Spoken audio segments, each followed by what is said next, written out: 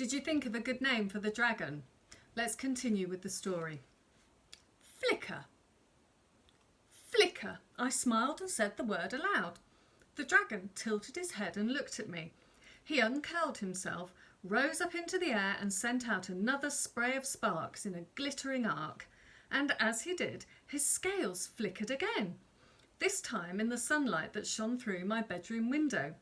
I laughed, racing to snuff out each spark. Okay then, flicker it is. Monday mornings involve a lot of running, arm waving, shrieking and crying.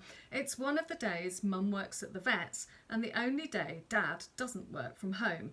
So getting me to school, Lolly to nursery and them to work can be a bit of a challenge. For them, anyway.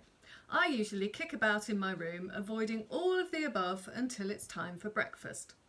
But that was before Flicker. On my first school day since the baby dragon had arrived, I was more panicked than Mum and Dad combined. My first job was a poo patrol. I'd already learned the best way to deal with Flicker's poos was with a pair of oven gloves and a water pistol, just in case any had dried out to the point of detonation. Then I used one of Lolly's little plastic spades from last year's holiday at the beach to shovel them up and drop them down the toilet. Quick wash of the spade in the sink and the worst job was done. The next thing was emptying out my toy box and lining it with some fresh paper and my old dressing gown. I was planning on leaving Flicker my cheese plant and a bowl of water.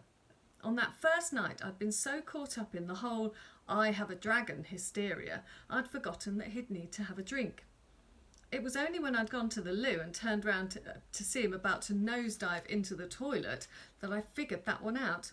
Luckily, I caught him just in time. The last thing I wanted was him thinking that was his water bowl. By the time I left for school, I was pretty sure Flicker had everything he'd need to spend the day on his own in my room. But by the time I'd got to school, I had a nagging feeling I'd forgotten something. As I was racking my brains, Ted, Kat and Kai raced over. "Hey Thomas, did you know that humans share 50% of their DNA with bananas?" Ted said. I didn't. "And they're herbs too, you know." "Humans? Bananas, they're herbs, not fruit." I hadn't known that either. But then I wasn't sure anyone other than Ted knew this stuff. His head was full of it. I've known Ted since we were goldfish. I mean, not actual goldfish. I mean the size of them. When our mums found out they were pregnant, they went to this class where you find out what to do with babies. I've no idea what they learned, but it had something to do with llamas, I think. And that's where they met. And so that's when Ted and I first met. Although being squished inside our mums meant our first play dates were a bit limited. We were even due to arrive on the same day, which would have been pretty cool really, as we'd have the same birthday. But Ted went and barged his way out early, so he had a full 2 weeks with no best mate, which kind of serves him right. Kat and Kai we met on our first day at school. They're twins, and like me and Lolly, they genuinely seem to like each other.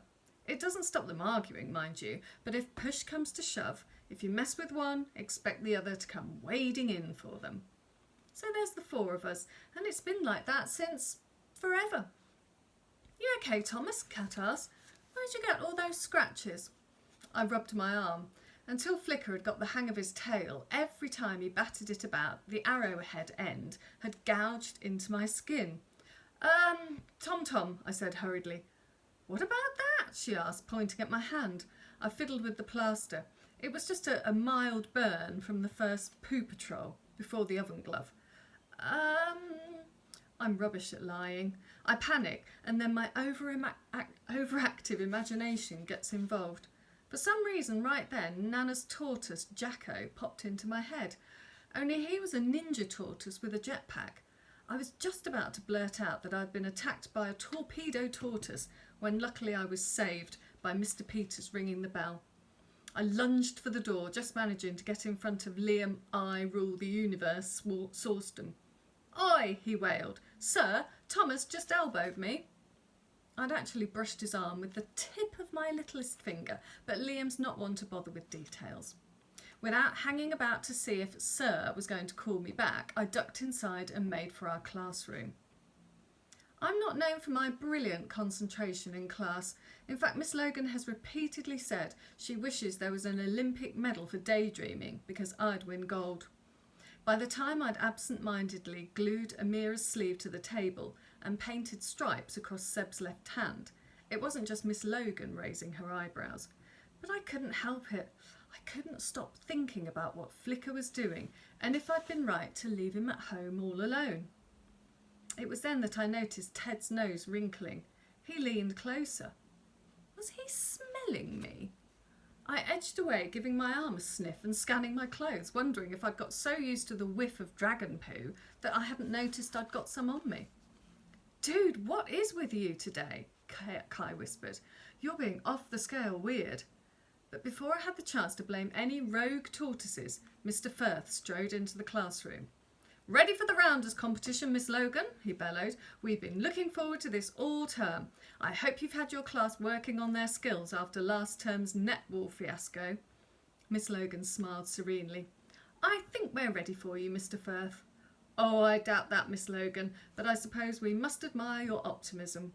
Of course, my lot depend on ability, much more than wishful thinking. Anyway, the match has been scheduled for 2 p.m. I'll be taking Lightning class out for a warm-up beforehand. You're welcome to join us, if you don't think we'll scare the opposition.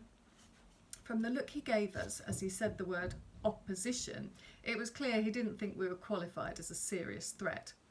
He didn't throw back his head like some dastardly villain and scoff outright, but we all knew Mr. Firth thought his class were going to wipe the floor with us.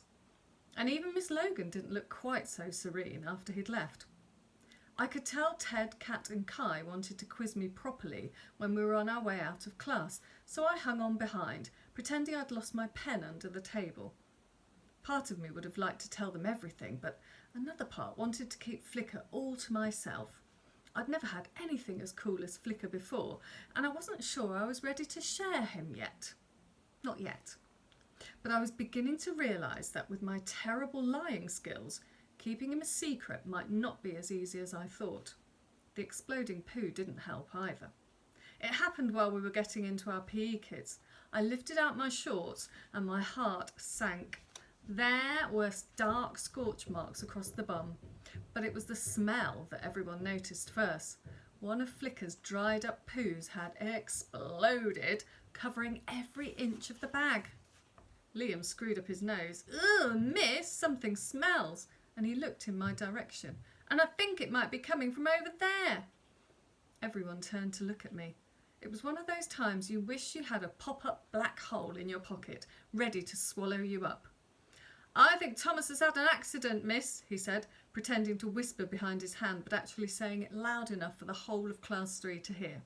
And Class 3 were 2 doors away. Liam was just loving this. I looked at Ted and Kai, but even they were backing away. I stuffed the shorts back inside my bag, cringing.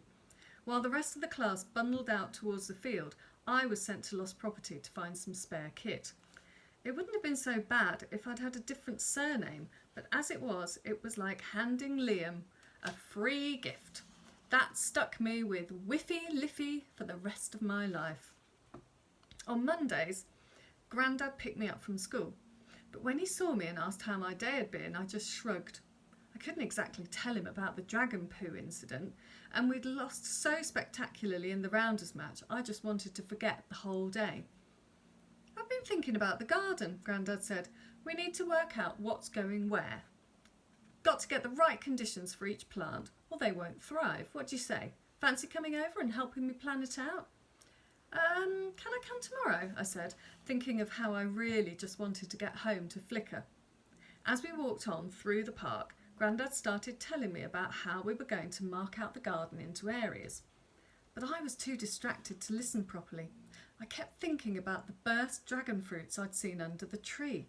Had more dragons really hatched? Could there be 6 dragons hiding out in our town? It seems so unlikely. I mean, with the amount of mess my one little dragon was wreaking, if there was a whole pack of them out there, surely the news would be full of explosions and unexplained fires. People noticed stuff like that, didn't they? The nagging feeling I'd had during lessons grew even worse the closer I got to home. I started walking more quickly, my brain going over and over everything I'd done that morning. And then it landed on me like a cosmic cowpat. The thing I hadn't done. I grabbed the front door key from Grandad's hand and ran, my panic rising, because the one thing I'd forgotten to do was close my bedroom window. At home, my fingers fumbled with the lock. I raced up the stairs and flung open the door to my bedroom. And when I looked inside, it wasn't the shredded curtain or the dragon poo on my computer that I noticed first. It was Flicker, perched on the windowsill at the open window. For 2 days, I'd had the coolest pet in the world. 2 days. And now I was about to lose him. I stood frozen to the spot. "Thomas," Grandad called, coming up the stairs. "You okay? Your pants on fire or something?" He paused halfway up and looked through the banisters towards my door, and I quickly pulled it shut behind me. "Nah, just checking Tom hadn't got into my room again," I said, but my voice was far too squeaky to sound casual. He looked about to quiz me, but then said, "Righto, I guess every man's entitled to his secrets. Hey, Chipstick." And he gave me a wink. "I'm just downstairs if you need me. I'll put the kettle on, shall I?" Yeah, great, thanks. Good idea," I said, already disappearing back into my room. With the bedroom door safely closed, I turned to face the little dragon. He was still on the windowsill, staring up at the sky, his tail flicking from side to side. "Flicker," I whispered desperately. He turned, and I reached a hand out towards him, but he launched into the air. For a heart-stopping moment, I watched him soar up, up and away. I'd only ever let him fly inside the house, but now, sensing freedom, he was going to simply fly away and leave me. I raced over to the window, my eyes locked onto the little shape flitting about among the leaves of the trees at the end of the garden. After a few agonising minutes, he fluttered towards the tree in next door's garden, the one nearest my window.